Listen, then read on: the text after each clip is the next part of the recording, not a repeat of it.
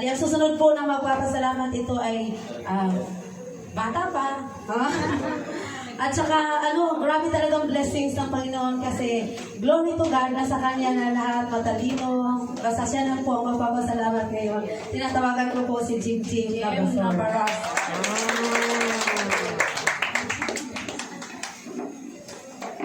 Hello.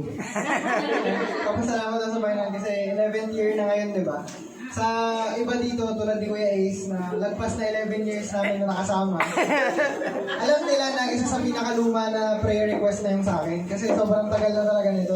Ako pa lang kami pinagdadasal na namin. Sumisingit na sa araw namin, di ba? So, ayun. Nagpapasalamat ako kasi baka tinaymin din ni Lord na ngayon naabot yung result. Kasi last Friday lang din talaga namin nakuha. Kasi yung pinag-pray talaga namin na somehow, isang pamilya sa Tacloban na walang pera, nangarap na magkakadoktor. Eh ngayon, wala pa. Ang nakuha pa lang namin, first screening. So, nakapasok na tayo sa first phase. Isang phase ka. So, yung kasunod naman is interview na naniniwala ako baka next week na mangyayari. So, Amen. Isang problema na lang na konti. Tapos yung kasunod, exam naman yung problemahin ko.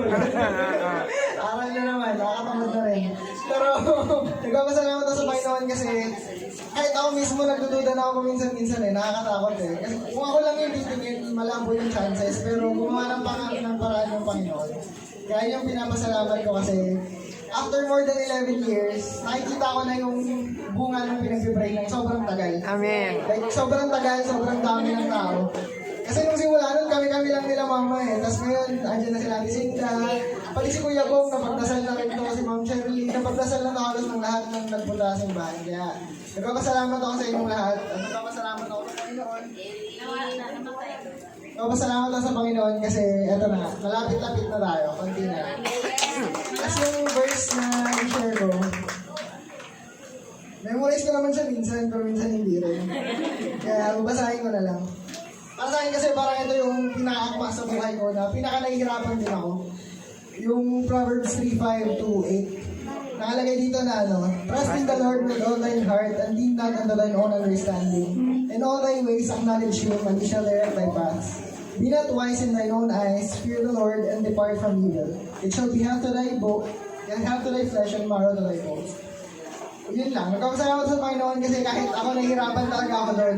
Hanggang ngayon, dinadirect pa rin ni Lord yung paths ko. Hanggang sa, matanda na ako pero andyan pa rin siya. Ginagabayan niya pa rin ako, tapos andyan pa rin yung parents ko na nakasubaybay sa akin. So, nagpapasalamat sa Panginoon.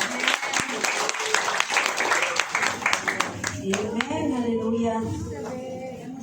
Salamat sa Panginoon sa mga patotoo dahil yung mga testimony na yun, mga pasalamat, ay yun yung nagbibigay encouragement sa ating lahat. Lalo na yung hindi pa nakapagpatotoo dito. Kaya sa susunod, mapatotoo sila naman. Amen. Ngayon ay hinanyahan ko po ang lahat na tumayo at dadako na tayo sa ating praise.